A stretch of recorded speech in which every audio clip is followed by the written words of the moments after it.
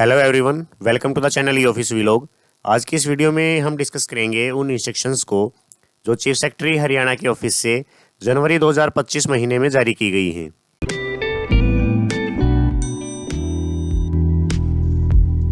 इस साल की जो सबसे पहली इंस्ट्रक्शन है वो डीसीज एंड एसपीज को जो ऑर्डर दिए गए थे विलेजेस में नाइट हॉल्ट करने के लिए, उससे रिलेटेड है।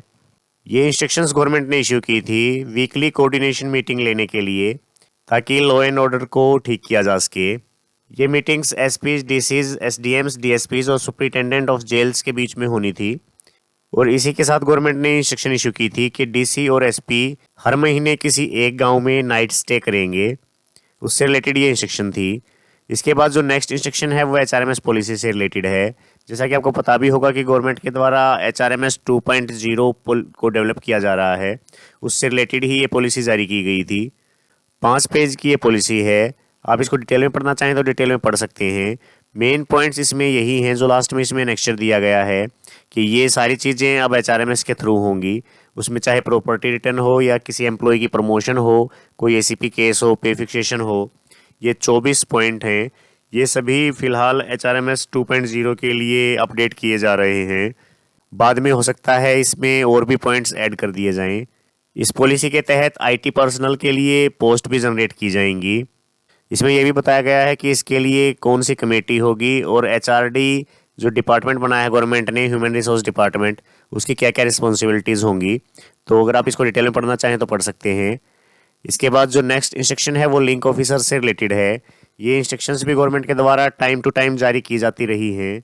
अगर किसी डिपार्टमेंट के जो ऑफिसर हैं, डायरेक्टर हुआ चाहे एसीएस हुए, अगर वो कहीं टूर पर, इलेक्शन ड्यूटी पर या किसी छुट्टी पर हैं, तो उस केस में उस डिपार्टमेंट के लिंक ऑफिसर कौन होंगे, उससे रिलेटेड ये इंस्ट्रक्शन है। इसमें कंप्लीट लिस्ट दी है गवर्नमेंट ने डिपार्टमेंट्स की और 3 लिंक ऑफिसर बनाए गए हैं। इन केस जो उस डिपार्टमेंट के ऑफिसर हैं वो भी छुट्टी पर हैं और लिंक ऑफिसर भी छुट्टी पर हैं, तो जो नेक्स्ट लिंक ऑफिसर हैं वो कौन होंगे, ये भी डिटेल्स गवर्नमेंट ने इस इंस्ट्रक्शन में बताई हैं। आपके डिपार्टमेंट से रिलेटेड जो लिंक ऑफिसर्स हैं वो आप इन इंस्ट्रक्शन में देख सकते हैं। इसके बाद जो नेक्स्ट इंस्ट्रक्शन है वो आरआईएमसी देहरादून में एडमिशन से रिलेटेड है। आरआईएमसी देहरादून का आपको पता भी होगा, राष्ट्रीय इंडियन मिलिट्री कॉलेज। आरआईएमसी में 8th क्लास में एडमिशन होता है, तो बॉयज़ एंड गर्ल्स दोनों के लिए है ये। इसके लिए रिटर्न एग्जामिनेशन कंडक्ट किया जाएगा। अगर आप में से भी कोई अपने बच्चों का एडमिशन इसमें करवाना चाहता है तो उसके लिए ये इंस्ट्रक्शंस बहुत ज़रूरी हैं। आप इन इंस्ट्रक्शंस को डिटेल में पढ़ सकते हैं कि इसके लिए कब एग्ज़ाम कंडक्ट करवाया जाएगा, क्या उसकी फ़ीस वगैरह होगी, सारी डिटेल्स इसमें दी गई हैं। इसके बाद जो नेक्स्ट इंस्ट्रक्शन है वो सीएम मीटिंग के एजेंडा से रिलेटेड है। इसमें बताया गया है कि जब भी ऑनरेबल सीएम कोई भी मीटिंग ऑर्गेनाइज करते हैं तो उसके लिए जो एजेंडा होता है वो सभी डिपार्टमेंट्स को टाइमली सबमिट करवाना होता है।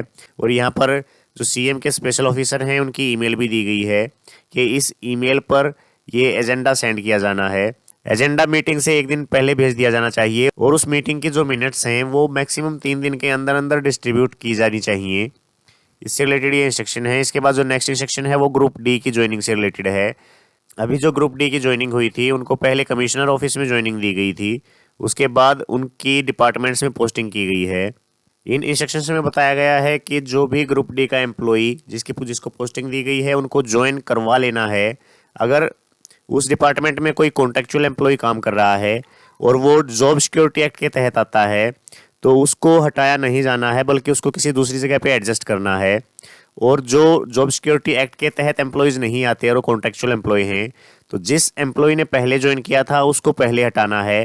फर्स्ट इन फर्स्ट आउट की पॉलिसी लागू होगी इस पर। उसके बाद ग्रुप डी के रेगुलर एम्प्लॉयज़ की ज्वाइनिंग करवानी है।